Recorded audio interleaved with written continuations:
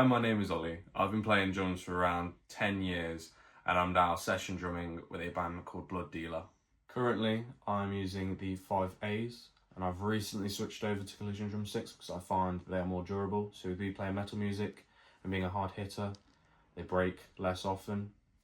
I also find them to be really lightweight, so easier for me to do longer sets, and it just doesn't feel like I'm holding dumbbells in my hands while I'm playing. And finally, they just feel super comfortable. They feel natural in my hands, they sit nice, and it just feels like second nature to play with these sticks.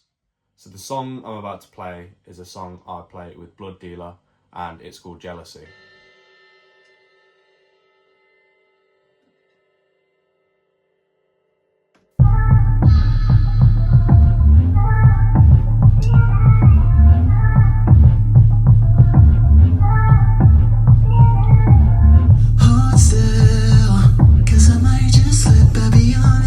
Do you feel?